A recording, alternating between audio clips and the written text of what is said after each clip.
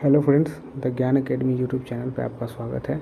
आज मैं इस वीडियो में आपको प्राचीन काल के साहित्य के विषय में बताऊंगा और ये किसके द्वारा लिखी गई है और इसमें किन किन राजवंशों के विषय में जानकारी मिलती है तथा किन किन विषयों पर आधारित है, इसके विषय में आज मैं इस वीडियो में आप लोगों को बताऊँगा। तो पहला है कथा सरित्र सागर, किसकी रचना है? तो यह सोमदेव की रचना है। और इसमें किस विषय पे है ये? तो मौर्य काल की जानकारी इसमें मिलता है। बृहद कथा मंजरी क्षेमेंद्र द्वारा लिखा गया है, यह भी मौर्य काल से संबंधित है। अर्थशास्त्र कौटिल्य तो यह विष्णुगुप्त के द्वारा लिखा गया है, यह मौर्यकालीन राजनीतिक शास्त्र की पुस्तक है। इंडिका मेगस्थनी द्वारा लिखा गया है। और इसमें किसके विषय में जानकारी है? तो यह पाटलिपुत्र के प्रशासन के विषय में इसे जानकारी मिलती है और साथ ही मौर्यकालीन जीवन के बारे में भी इसमें जानकारी है। चरक संहिता चरक द्वारा लिखा गया एक औषधीय पुस्तक है। इसमें रोगनाशक एवं रोग निरोधक औषधियों के विषय में जानकारी मिलती है। बुद्ध चरित्र यह अश्व घोष द्वारा लिखा गया है, यह बुद्ध के संघर्षमय जीवन का वर्णन है। रघुवंशम कालिदास द्वारा लिखा गया है और यह समुद्रगुप्त के विजय का वर्णन करता है। स्वप्नवास दत्ता किसकी पुस्तक है? तो यह भास की पुस्तक है और यह प्रसिद्ध संस्कृत नाटक है। मालविका अग्निमित्रम यह कालिदास द्वारा लिखा गया है। सुंग राजवंश के विषय में जानकारी मिलती है।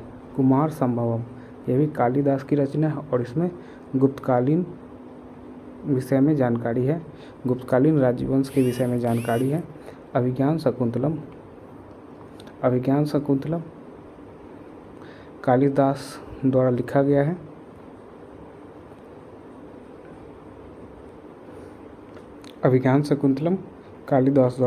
है। ये भी मौर्यकालीन रचना है। 10 कुमार चरित्र यह दंडिन की रचना है। किसकी रचना है? तो दंडिन की। इसमें किसके विषय में जानकारी है? तो ये भी गुप्तकालीन समाज का वर्णन करता है। उसके बाद आता है पंच सिद्धांतिका, बड़ा मिहिर की रचना है। बड़ा मिहिर गुप्तकालीन लेख खगोल शास्त्री था। क्या था? यह एक खगोल शास्त्री था। इसमें पंच सिद्धांतिका यूनानी ज्योतिर्विद्या पर आधारित है। कौन सा? तो ये पंच सिद्धांतिका जो पुस्तक है किस पे आधारित है? यूनानी ज्योतिर्विद्या पर आधारित है। बृहद संहिता ये भी बड़ा मिहिर की रचना है। यह संस्कृत में रचित एक विश्वकोश है। मृच्छकटिकम शूद्रक द्वारा लिखा गया है और इसमें क्या है? तो गुप्तकालीन समाज का वर्णन है। मृच्छकटिकम का अर्थ होता है मिट्टी की छोटी गाड़ी। उसके बाद है हर्ष चरित्र, किसके द्वारा लिखा गया? तो वान भट्ट के द्वारा लिखा गया है। हर्ष की उपलब्धियों का वर्णन इसमें है। विक्रमदेव चरित्र किसकी रचना है? विल्हन की रचना है और इसमें कल्याणी के परवर्ती चालुक्य नरेश विक्रमादित्य की उपलब्धियों का वर्णन है। पृथ्वीराज रासो चंद्रवरदाय द्वारा लिखा गया है और यह पृथ्वीराज चौहान की उपलब्धियों का वर्णन करता है। इसके बाद है प्रबंध चिंतामणि, मेरुतुंग की रचना है, गुजरात के शासकों का वर्णन करता है। राजतरंगिणी किसके द्वारा लिखा गया? तो कल्हण के द्वारा लिखा गया है। और कश्मीर के राजवंश की विस्तृत जानकारी किसमें मिलती है? तो कल्हण की राजतरंगिणी में मिलती है। साथ ही इसमें मौर्य वंश के भी विषय में चर्चा की गई है। मेघदूतम किसकी है? तो ये मेघदूतम जो है यह रचना है कालिदास की। ऋतु संहारम कालिदास की रचना है। उत्तरा रामचरित्रम जो है किसकी है? भव्य विभूति की रचना है।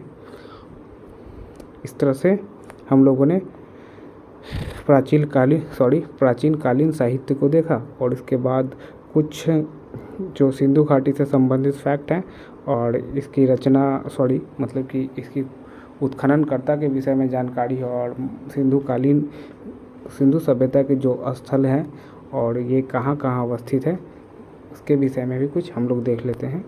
तो पहला क्या है? तो हड़प्पा किस नदी किनारे है? तो रावी नदी के किनारे हड़प्पा है और 1921 में इसका उत्खनन किया था। किसने किया था? तो दयाराम साहनी और माधव स्वरूप वत्स ने किया था। यह वर्तमान में इसकी स्थिति कहाँ है? हड़प्पा कहाँ अवस्थित है वर्तमान? तो पश्चिमी पंजाब का साहिवाल जिला है जो पाकिस्तान में है। मोहनजोदड़ो सिंधु नदी के किनारे अवस्थित है। 1922 में इसका उत्खनन किया गया और यह राखल दास बनर्जी क्या है तो इसके उत्खनन करता है। और मोहनजोदड़ो की अवस्थिति वर्तमान में कहाँ है? तो सिंध प्रांत का लड़काना जिला जो पाकिस्तान में है। चन्हुद्रो कहाँ है? तो सिंधु नदी के किनारे है और 1935 में इसका उत्खनन किया गया था। और किसने किया था? तो इसको अर्नेस्ट मैके ने उत्खनन किया था। कहाँ ये? सिंध प्रांत पाकिस्तान में। कालीबंगा घग्गर नदी के किनारे 1961 में इसका उत्खनन किया गया था। बीबी लाल और बी के थापर ने इसको उत्खनन करने का निर्देश दिया था या इनके नेतृत्व में उत्खनन कराया गया था। राजस्थान का कौन सा हनुमानगढ़ जिला है जो वर्तमान भारत में है? कोट दीजिए। ये सिंधु नदी के किनारे है। 1955 और 1957 में इसको उत्खनन करवाया गया था। किसके नेतृत्व में? तो फजल अहमद के नेतृत्व में। कहाँ है ये? सिंध प्रांत का खैरपुर पाकिस्तान में अवस्थित है। रंगपुर भादर नदी के किनारे है। इसको उत्खनन करवाया गया था 1953 में और 1954 में। रंगनाथ राव ने इसको उत्खनन करवाया। गुजरात का काठियावाड़ क्षेत्र वर्तमान भारत में इसकी स्थिति। रोपड़ सतलुज नदी के किनारे। इसका उत्खनन 2 बार हुआ 1953 और 1956 में। जगदत्त शर्मा के नेतृत्व में। पंजाब का रोपड़ जिला। लोथल भोगवा नदी के किनारे 1955 और 1962 में इसका उत्खनन करवाया गया। इसका उत्खननकर्ता कौन है इसके? तो रंगनाथ राव हैं। गुजरात का अहमदाबाद जिला जो वर्तमान स्थिति है इसका। आलमगीरपुर क्या है? आलमगीरपुर हिंडन नदी के किनारे है। 1958 में इसका उत्खनन करवाया गया था। जगदत्त शर्मा इसके उत्खनन करता है या इनके नेतृत्व में उत्खनन करवाया गया। उत्तर प्रदेश का मेरठ जिला इसकी वर्तमान स्थिति है। बनावली सरस्वती नदी के किनारे है। बनावली का उत्खनन 1973 में 1974 में हुआ था। इसके उत्खननकर्ता कौन है? रविन्द्रनाथ बिष्ट सही है। हरियाणा का फतेहाबाद जिला भारत में। धौलावीरा 1967 और 68 में इसको उत्खनन कराया गया जेपी जोशी के नेतृत्व में। गुजरात का कच्छ जिला इसकी वर्तमान स्थिति है।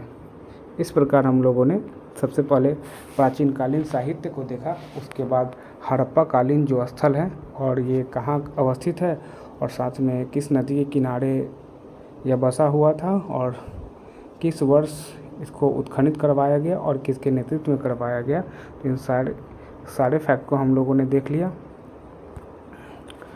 अगर ये वीडियो आपको अच्छा लगे तो लाइक करें, कमेंट करें और साथ में शेयर भी करें और मेरे चैनल को सब्सक्राइब भी कर लें कि ताकि मैं नया वीडियो बनाऊं तो ये आपके पास आसानी से पहुंच जाए।